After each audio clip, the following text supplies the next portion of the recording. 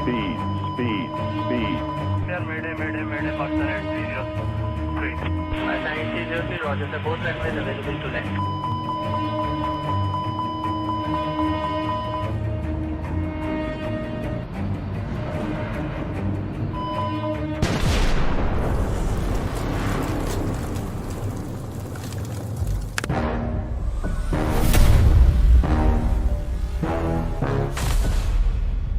बाईस मई 2020 जब Pakistan international airlines की फ़्लाइट्स PK 8303 ने लाहौर से कराची के लिए उड़ान भरी। इस दिन जब ईद की खुशियां करीब थीं, लोग अपनी तैयारियों में मसरूफ़ थे, घर की रौनकें बढ़ रही थीं और हर चेहरे पर मुस्कुराहटें थीं। लेकिन किस्मत में कुछ और ही लिखा था। दोपहर के तकरीबन 2 बजे ये तैयारा लाहौर एयरपोर्ट से अपनी परवाज़ भरने के लिए तैयार हुआ।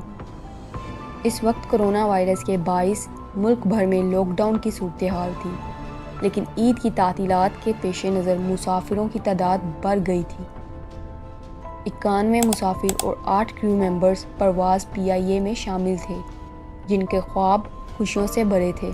58 साला कैप्टन सज्जाद गुल, जो 24 साल से पाकिस्तान इंटरनेशनल एयरलाइंस PIA में खिदमत अंजाम दे रहे थे, के पास 18,000 परवाज़ घंटे का तजुर्बा था।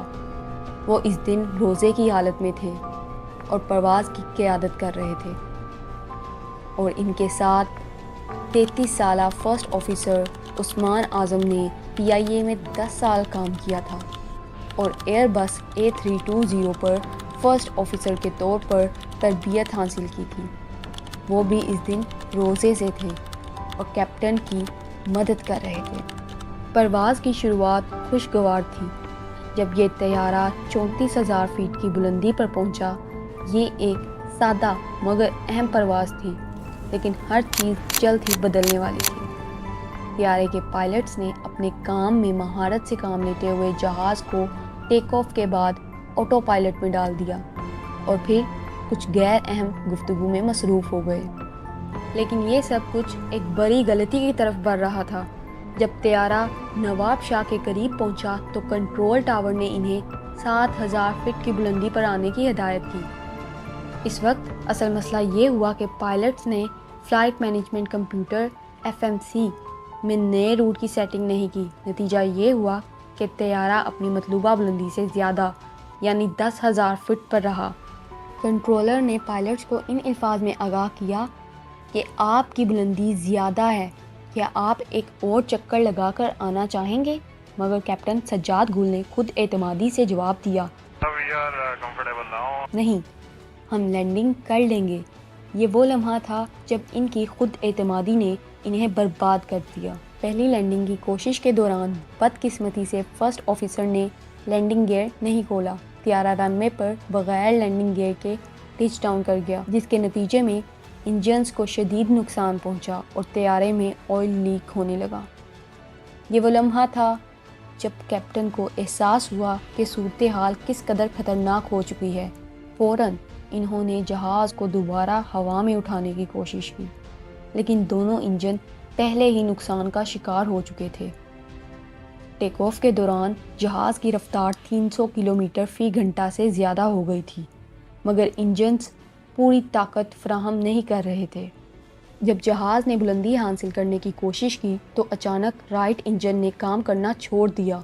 ये लम्हा एक खौफनाक हकीकत की इलामत बन गया जब पायलट्स को महसूस हुआ कि इनके पास कोई रास्ता नहीं बचा। तैयारा PK 8303 मॉडल कॉलोनी की गुंजान आबादी के ऊपर इंतहाई कम बुलंदी पर परवाज़ कर रहा था और पायलट्स ने आखिरी कोशिश की कि किसी तरह रनवे तक पहुंच सकें, मगर ये मुमकिन न था। अचानक कैप्टन ने एमरजेंसी का सिग्नल मैडे दिया।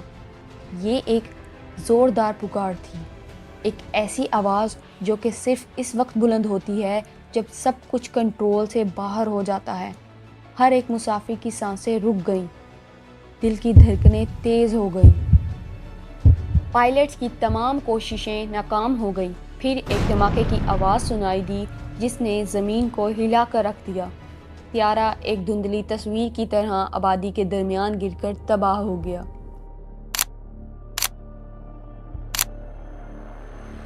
دھماکے کی آواز اتنی زوردار تھی کہ ارد گرد کی کئی عمارتوں کو نقصان پہنچا اور پورے علاقے میں کالا دھواں چھا گیا۔ اس حادثے میں 97 افراد جاں بحق ہوئے، جن میں 91 مسافر اور 8 کریو ممبرز شامل تھے۔ معجزانہ طور پر 2 مسافر زندہ بچنے میں کامیاب ہوئے، جن میں بینک آف پنجاب کے صدر ظفر مسعود بھی شامل تھے۔ یہ ان کی زندگی کا ایک نازک لمحہ تھا جب قسمت نے انہیں بچا لیا۔ انہوں نے اس واقعے کے بعد اپنے تجربات کا ذکر کرتے ہوئے کہا، The moment I was put in the ambulance, my first reaction was, what happened to the rest of the passengers? And they told me they don't know. All they know is that the plane has crashed on Habitat and they're here to rescue people. And I'm the first one who's being rescued.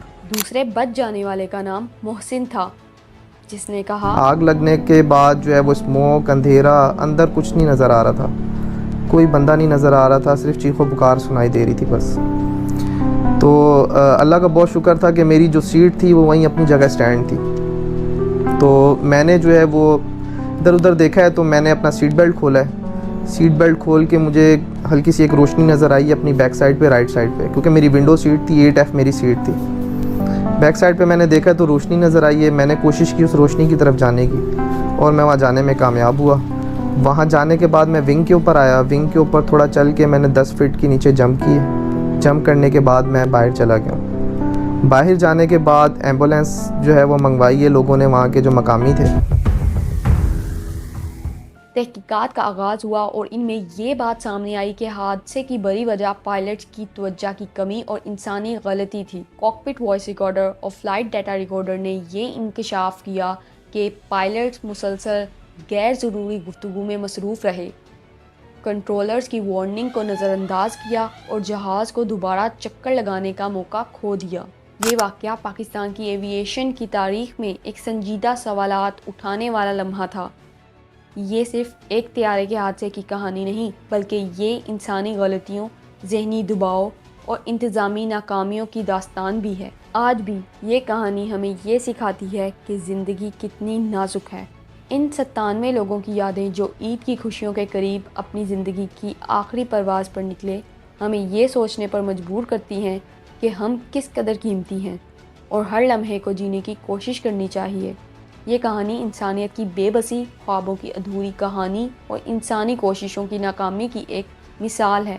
ہم دعا گو ہیں کہ اللہ ان تمام جاں بحق ہونے والوں کو جنت میں اعلیٰ مقام عطا فرمائے اور ان کے خاندانوں کو صبر جمیل عطا کرے۔